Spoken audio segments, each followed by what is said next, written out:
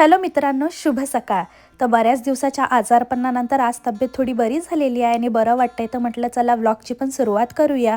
आणि खूप दिवस झाले व्लॉग केले नव्हतं, तर तुम्हीही माझ्या व्लॉगची नक्कीच वाट बघत असाल. म्हणूनच नेहमीप्रमाणे जसे मी मिनी व्लॉग रोज अपलोड करते, तसेच आजपासून सुरुवात केलेली आहे. सकाळी उठल्यावर सगळ्यात आधी मी जेवणाच्या तयारीला लागले आहे, कारण की आज मला कामाला पण जायचं होतं.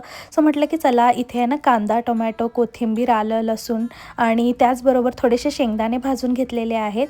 हे सगळं मी मिक्सर ग्राइंडरमध्ये ट्रान्सफर करते. आज मी मस्तपैकी आमटी करणार आहे, वांग्याची रस्साभाजी करायची आहे मला, भात आणि छान अशा चपात्या करून घेणार आहे दोन्ही वेळेसच्या.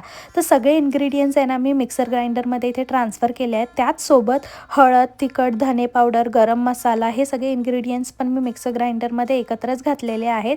याला व्यवस्थित बारीक असं वाटून घ्यायची आहे आणि ही पेस्ट बारीक वाटून झाल्याच्या नंतर तेलामध्ये छान अशी परतून घ्यायची आहे.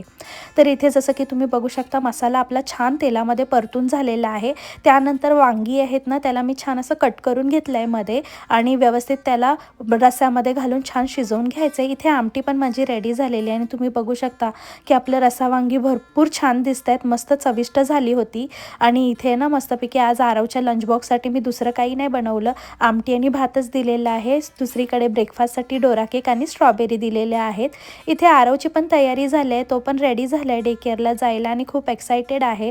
त्याला सोडून आल्याच्या नंतर मी पण माझं पटकन लंच करून घेतला, रेडी झाले आणि निघाले कामाला जाण्यासाठी. तर वांग्याची भाजी तर अतिशय छान झाली होती आणि मला खूप आवडली, आणि तसे पण वांग्याची भाजी माझी खूप फेवरेट आहे. तर चला मित्रांनो, इथे करते मी माझा लंच एन्जॉय आणि मी भेटते तुम्हाला उद्याच्या मिनी व्लॉगमध्ये. तोपर्यंत व्हिडिओ आवडल्यास या व्हिडिओला लाईक करा. बाय.